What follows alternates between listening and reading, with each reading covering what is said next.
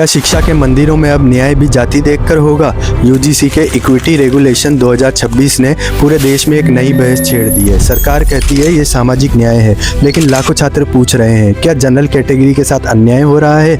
आखिर नया नियम है क्या और मामला सुप्रीम कोर्ट तक क्यों पहुंचा? चलिए समझते हैं आसान भाषा में। सबसे बड़ा विवाद है यूजीसी का सेक्शन 3C।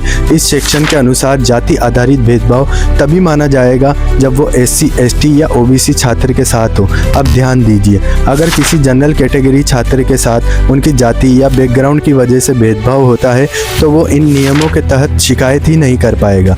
यही सवाल उठता है आर्टिकल 14 राइट टू इक्वलिटी, क्या सिर्फ कुछ वर्गों के लिए है या हर भारतीय छात्र के लिए? दूसरा बड़ा मुद्दा है सेफ गार्ड्स का कमज़ोर होना। एग्जाम्पल समझिए, मार्क्स कम आए, टीचर बोले अटेंडेंस कम थी, लेकिन आरोप लग जाए जाति की वजह से मार्क्स काटे। प्रॉब्लम क्या है? इंटेंट प्रूव करने का क्लियर टेस्ट ही नहीं है, फॉल्स कंप्लेंट पर डिफाइंड पेनल्टी नहीं है। हॉस्टल के एग्जाम्पल से समझिए, 10 बजे के बाद एंट्री बंद है, स्टूडेंट लेट आया, एंट्री रोकी गई। अब आरोप लगा कि मेरे साथ भेदभाव हुआ है। रूल सबके लिए सेम था, लेकिन रूल और डिस्क्रिमिनेशन के बीच क्लियर फिल्टर लिखा ही नहीं है। सरकार का पक्ष भी समझना जरूरी है। सरकार कहती है SC, ST और OBC वर्गों ने इतिहास में भेदभाव झेला है, इसलिए उन्हें एक्स्ट्रा प्रोटेक्शन चाहिए। शिक्षा मंत्री ने भरोसा दिलाया है इन नियमों का दुरुपयोग नहीं होने दिया जाएगा। लेकिन सवाल अब भी है, क्या प्रोटेक्शन और इक्वलिटी साथ साथ नहीं चल सकते? मोस्ट इम्पोर्टेंट, एक्सपर्ट्स और कॉन्स्टिट्यूशनल लॉयर के अनुसार इस कानून को लीगल तरीके से बैलेंस किया जा सकता है। जैसे यूनिवर्सल कंप्लेंट राइट, भेदभाव की शिकायत का अधिकार हर छात्र को मिले, SC, ST, OBC हो या जनरल।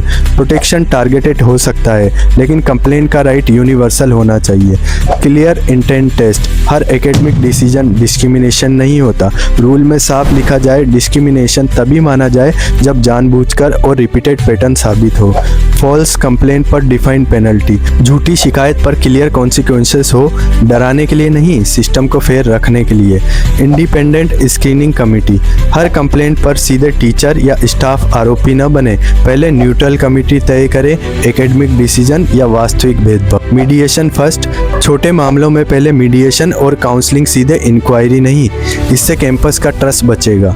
दोस्तों, सामाजिक न्याय और समानता एक दूसरे के दुश्मन नहीं है। अगर कानून एक को बोले और दूसरे को चुप करा दे तो वो न्याय नहीं, इम्बैलेंस है। अब फैसला सुप्रीम कोर्ट ऑफ इंडिया के हाथ में है। कानून बराबरी लाएगा या नई दूरियां? आपकी राय क्या है? क्या भेदभाव की शिकायत का हक हर छात्र को मिलना चाहिए? कमेंट करें, वीडियो शेयर करें।